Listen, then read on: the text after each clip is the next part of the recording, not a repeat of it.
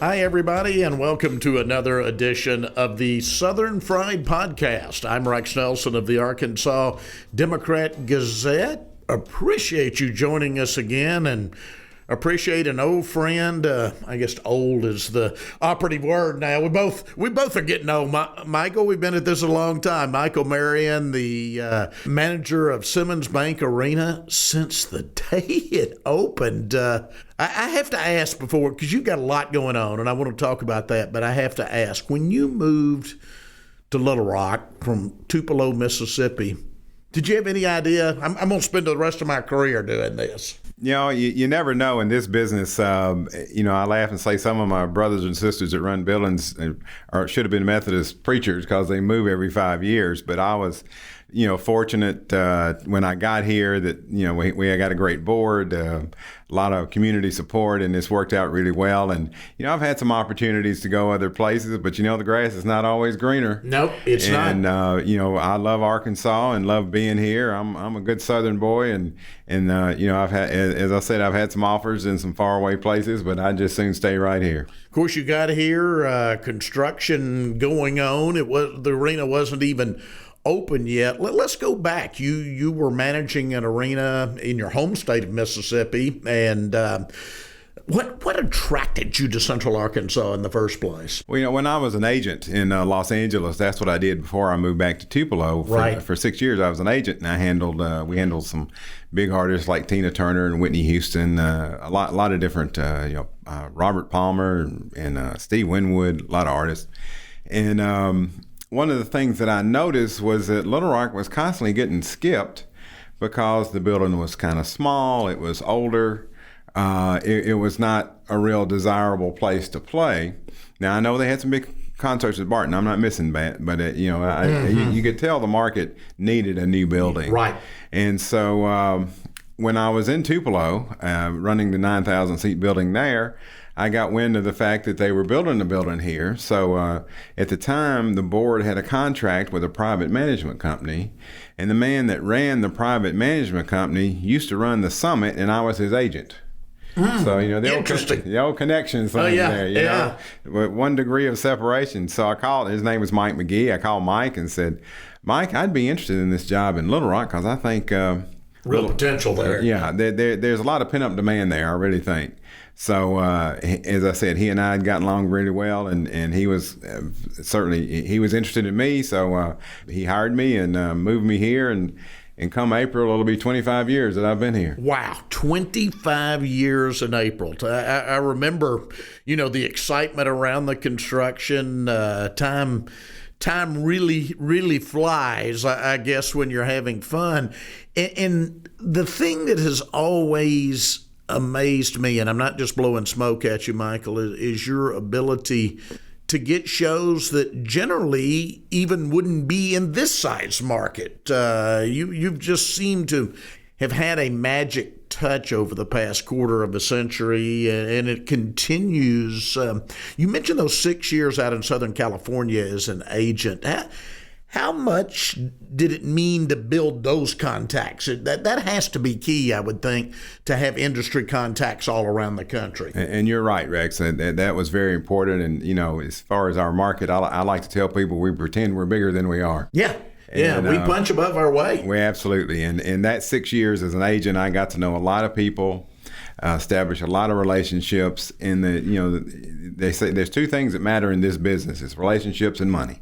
And the fact that these artist representatives, whether they're agents, promoters, managers, know me and trust me and have seen the results of what we've done, that we've got a solid staff that takes care of business, all those pieces of the puzzle have really worked well here. Mm-hmm. But you're right, that 6 years as an agent was really helpful because I understand what's going on the other side of the phone. And that's really been helpful to me as I deal with people, that I understand how they're having to operate, because I had to do the same thing. Yeah. Going back to you being here from the start, those of us of a certain age, and I'm certainly of a certain age to have clear memories. It doesn't seem like it's been that many years ago, but right out the bat, so much excitement over the new arena, NBA exhibition game set, and then the infamous Raker Beam That's right. incident. You had to wonder then, what have I gotten into, at least for a few days? Yes, it was, needless to say, a very stressful time. We were very fortunate to have a leader like Bob Russell to stand up there and say, we're not going to open until this place is fixed right. Mm-hmm. And to their credit, one of the things that you didn't hear about was a lot of people getting sued over this because the attorney for the board made sure that the architect, the engineers, and the construction manager all had the same insurance. Oh, wow. So they weren't pointing fingers at each other. Yeah. So that's why we were able to get open for Elton John, because very quickly that got settled, and we got our money back, for the Lakers and all those things. Actually, it was amazing how quickly it settled out. And then Elton showed up and the building stood up and packed the building. My wife and I were sitting on the upper deck, and my wife, a little bit skittish, and I remember telling her, I said, "Look, this is the most inspected building in America now." After that, I can promise you, they have looked at every brick, everything now. The most inspected. It was a wonderful evening.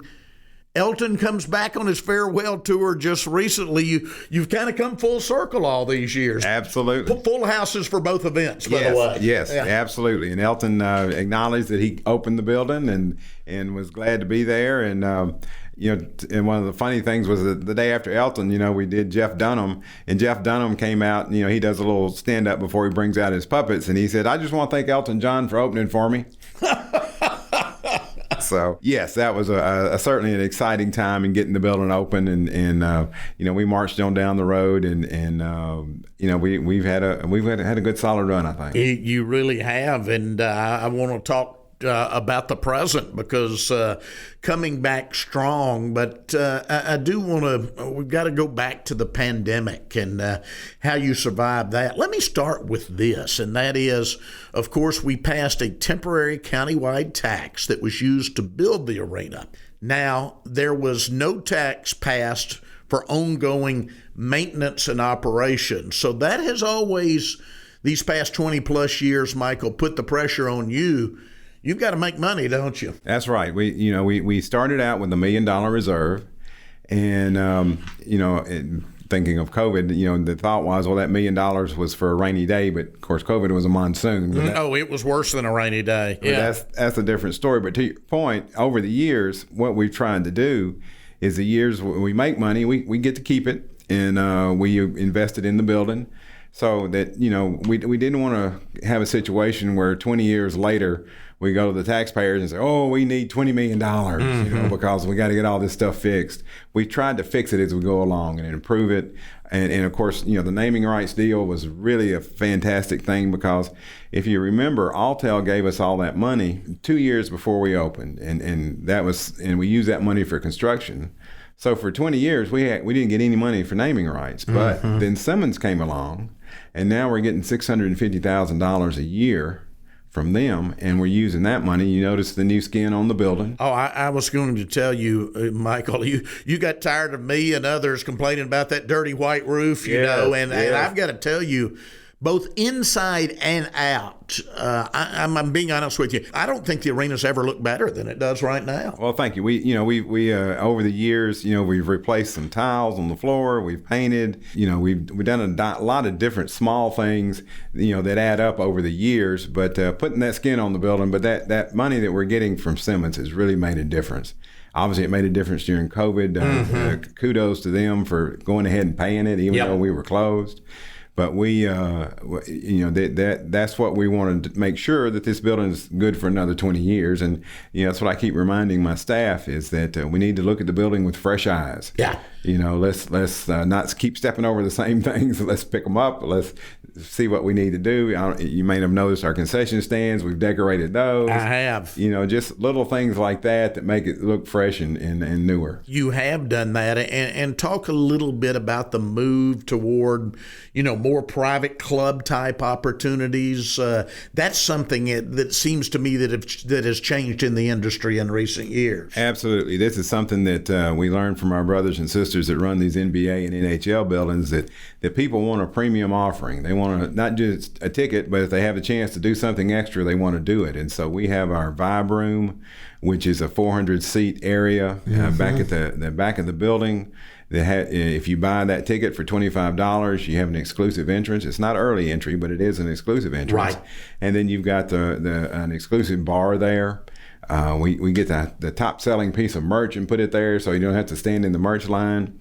And there's a couple of appetizers. So that's one thing that we've done that's been very successful. We also took a couple of old rooms downstairs and made them into the Legends Lounge, which is another upsell. For about $75, you get a meal. You get to come in 30 minutes early.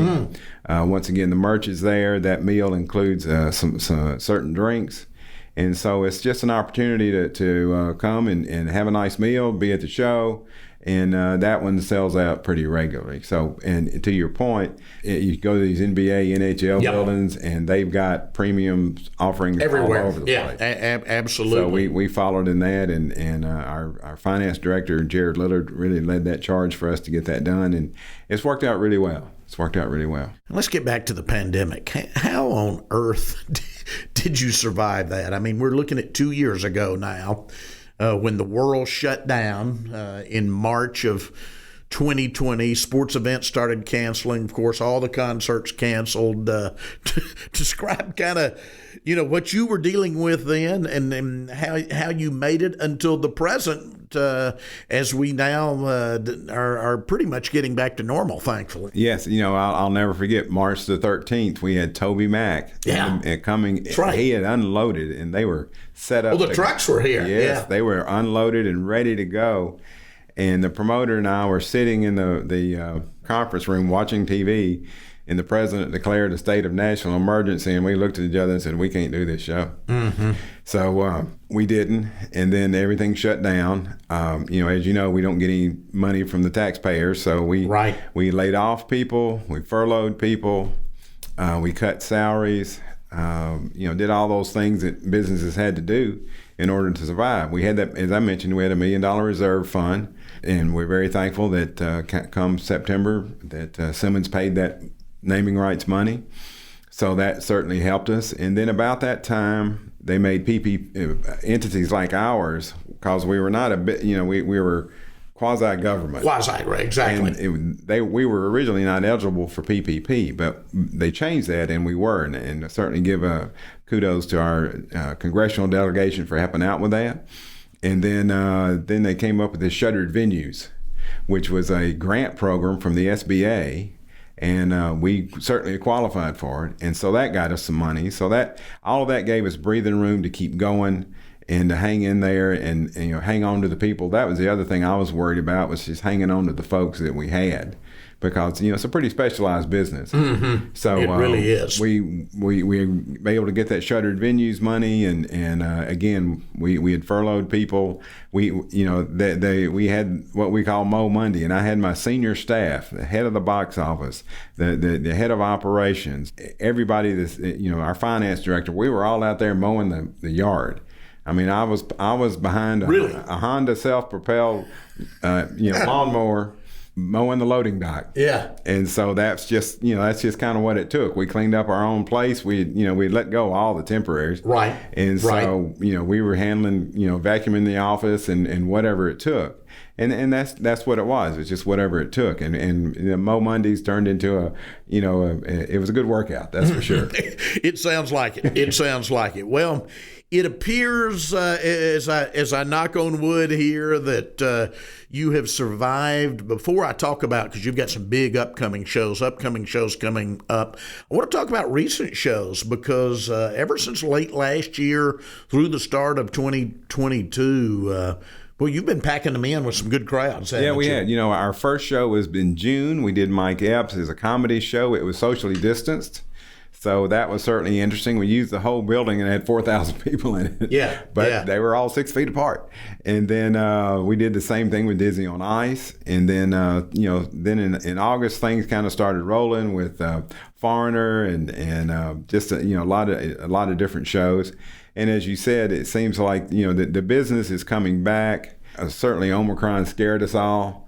But, I had 3 shots, and I'm like, what else can I do? Yeah. So with that being the case, I know what really gave me hope was in September when Delta was going on. We put George Strait on sale, and it sold out in a week. Did it really? Yes. George holds the record for the largest crowd we've ever had at 18,004 people. And he does his show in the round. Elton was sold out, but it's not in the round. Not in the round, right. You can't sit in the seats behind. But George sells all the way around. So that one, came along, and I was really encouraged that, obviously people are thinking that by March of this year, things are going to be a lot better. So then we, carried on with Morgan Wallen, who sold out 2 shows in a matter of hours, doing 14,000 each night. Then we did Harry Styles, where it was 17,000 girls from 15 to 30. and being a classic rock kind of guy, you'll appreciate this. I was walking, I walk around the concourse during, before things get cranked up, before I have to go backstage and settle with them. And the music they were playing, well, first on Morgan Wallen, Country Act, right? The music they played before he went on stage was Welcome to the Jungle. Oh, wow. I'm at a country show listening to Guns N' Roses. Yeah, that is What's interesting. happened to country music? Yeah. And then we do Harry Styles, and they start up Bohemian Rhapsody. And every girl in that place knew it, and all 17,000 sang that whole song. Did they really? And I'm going, this is a 50-year-old song. Yeah. And these little girls all know it. Yeah. It's amazing. That sounds Our music has definitely made it to the next generation. It really has. We'll be back with more of the Southern Fried Podcast, but first, this break. Hi, Rex Nelson here. Thanks for listening so far.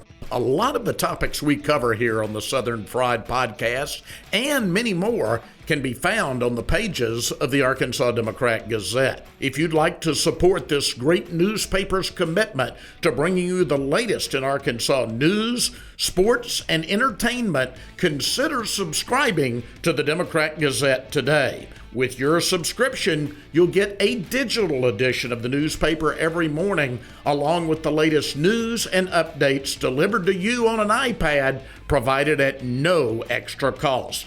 For just $34 a month, you'll get the same award-winning journalism you've come to expect from the Democrat-Gazette, including my 3 weekly columns, plus exclusive photo galleries, videos, articles, and digital extras, all in the palm of your hand. To sign up today, call 1-800-482-1121 or visit us online at arkansasonline.com/subscribe.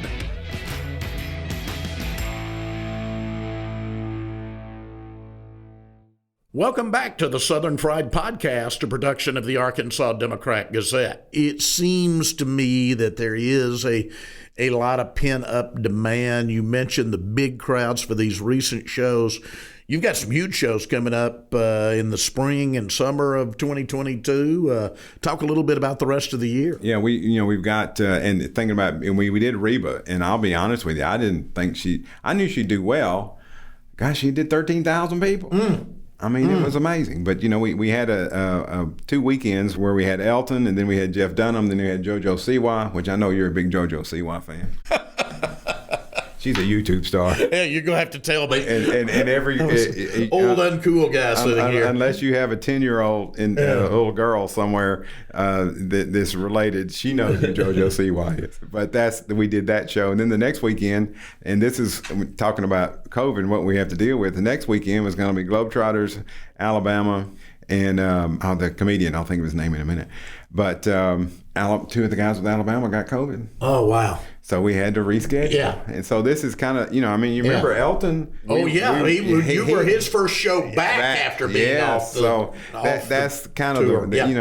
that's kind of, again, the world we live in where when I come to work, I'm going, am I going to get an email today saying so-and-so got COVID and we're rescheduling? Mm-hmm. But so far, so good. But yeah, looking into the future, with George Strait and Eric Church in March, those are two huge shows. We've got, we just did professional bull riding. We had, I think Saturday night we did over 7,000. It was really a good night for that. This weekend we've got monster trucks, the loudest show we do in the building. And I had a friend the other day saying they were bringing their little boy. I said, well, you got some earplugs for him? Because we have an area of the building we call the crying corner, where the moment they crank up all those trucks, about 10 dads walk out with crying have to kids. leave with the kids, yeah. So that night we make a lot of money on the earplugs. Yeah. So we've got Disney on Ice coming. That's a big family show. So we're kind of back into, and then we rescheduled the Globetrotters because of the weather. Right. And then we rescheduled Alabama, and then we've got, as I mentioned, George Strait is sold out. There's a few tickets left. Eric Church is up around 10,000. So and then we've announced, for next fall, we've got Chris Stapleton, Jason Aldean. Who's the other country actor? Luke Bryan. So there's a lot of country out there. Those artists aren't worried about COVID. Yeah, they want to get out and work. But in the meantime, the day after George Strait, we're doing Journey. Oh, wow. And I was going to ask about this later. You talk about the day after, and that happens quite a bit. And I have to believe that means that your staff gets to pull an all-nighter, right? Oh, yeah. When you have something like that? Yes. I would think you would work all night to tear down and build back up. Yeah, the turnover crew, they kind of roll their eyes when I start doing this stuff. But I mean, we've got casting crowns on the 24th. On the 25th. Which month now? I'm sorry, March. Oh, March. Okay. 24th, Casting Crowns. Then we got Slipknot on the 25th, one of your favorites, I'm sure. I kind of missed that whole screaming metal stuff. Yeah. I missed that era myself. Yes, I'm not too upset about that. And then we've got Eric Church, and then Alabama, and then the Globetrotters. 5 days, 5 shows. Oh, wow. Yes, the staff hates me, but you're right. We have a great operations staff. Heather does a great job rounding the people up to change over from one show to the next, get the building clean. It's a real challenge. Yeah. But they know that we take them when we can get them. But yeah, we've got a lot on our plate right now, and fortunately we're labor wise. You've heard those stories, but most of our folks have come back. That's been really nice. A lot of the familiar faces at the arena are still there. So I think we've probably got 75 to 80% of our regular part timers back. Same thing, for the concession stands. With the concession stands, we've got nonprofits working in there, and they've had a tough time getting their staff, so we've had to go out and actually hire people to work in there. But that's okay. I mean, as long as, that's, and we ask people to be patient. I know the Razorback game, 2 of the groups didn't show up, and we couldn't open all the concession stands. So this is just, it's kind of like when you go to the restaurant and not all the tables are available because they don't have enough help. We run into the same situation. Yeah, I was there that night. And I will mention, by the way, as it turned out, it was their worst performance on the court so far this season. They're doing so well now. Yes, they've turned it around. But almost every year, Arkansas's biggest non-conference crowd is not in Fayetteville, it's in North Little Rock. And this year, same thing. By far, their biggest crowd for a non-conference game. Absolutely. And I remember meeting with Frank Broyles years and years and years ago and talking about that and how, the idea was scheduled during Christmas when the students are not on campus. And we will get huge crowds, and we have. Yeah. It didn't matter who the coach was, didn't really matter how. Of course, let's be honest, usually by the time they get to our game, they're undefeated or have only lost one. Right, so exactly. Early in the season. Everybody's thinking, top, number 1 seed, here we come. But yes, and then we went through, years ago, we went through, I think, 3 years where we lost 3 years in a row, and everybody's going, oh, what's wrong with coming to Little Rock, blah, blah, blah. And then they won for, I think, 5 years in a row. Yeah. And then this is the greatest thing they ever did. And then now We didn't have a good game this year. Yeah. But hey, they're number 2 in the SEC right now. Oh, absolutely. You and I both. Now you're on the Mississippi State side, of course. Right, You're alma mater, but right. we love SEC sports. Talking about good crowds for that Arkansas game, and you know what a sports nut I am, so I'm still holding out, Michael, to get March Madness back here one of these days. And the thing that impressed me, of course, it helped to have Memphis have a great team from right down the road, but the year we got those first and second round games here, you watch television on that first Thursday, that first Friday, you're going to see half empty stands at most of the locations. We sold out every session. Oh, you kidding? We sold it out a year in advance. Yeah. And I've been, needless to say, disappointed. And Gretchen Hall can tell you too. We've gotten up every year to make the bid, and UALR has to make the bid. We don't actually make the bid. Yes, exactly. But the school has to host it. Right, but they've certainly been supportive, and we're just, whatever reason, we just didn't work out, and I'm disappointed. But we're going to get up to bat every time. Yeah, keep plugging. Absolutely. I think it will, because, like I said, we had packed stands. And when the games start, just watch, and you're going to see most of the locations, again, for the Thursday and Friday games are fairly empty when you look around. Good point. Some of them are kind of used to getting it, but it's kind of like, with the women's SEC tournament. The first year we did it, we set a new attendance record for them. Yeah. And so, we certainly, we'd like to get the women back. We've done SEC gymnastics and been very successful with that, and want to try to get that back, and certainly get an NCAA. So we'll get up to bat for that again. Wonderful. Now, to expand out the vision a little bit, let's go back to the start again. Of course, what the voters did countywide is the agreement was made. We're going to put the arena over on the North Little Rock side of the river.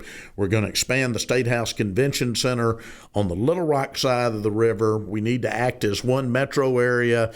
Both sides of the river are going to benefit. But when that arena was built, quite frankly, that was still a pretty depressing neighborhood, yes, Michael. And we've seen the explosion down Main Street of the downtown Argenta area. Yes. And now the old city administration building next to you, that's being marketed for perhaps a new hotel, an exciting new development, which I think will happen. We see really upscale apartments springing up along the river. We see... of course, Dickey Stevens Park was later built, which is one of the finest minor league facilities in the country. It's a far different neighborhood than the one you came to 25 years ago. Absolutely. I remember, when we were officing downtown where Reno's was our office. Nothing but a few furniture stores down there at that point. There was nothing down there, and you had to walk under that nasty bridge, and you had that railroad berm, and it was just it was not good, and everybody knew that. But it's just been amazing, the development, and not just us, but just all the good things that are going on and always, we're a county building, so we're Switzerland, we know there's something north of the river and south of the river. That's right. That's right. We don't pick sides, but we know that when we do an event, Argenta does great. River Market does great. I mean, this is anecdotal, but you can certainly see it. Mm-hmm. When we have something going on, there's a lot of good things going on both sides of the river, but to see how well North Little Rock is done, it's just fantastic. Man, you drive down there now to the Rockwater neighborhood, for instance.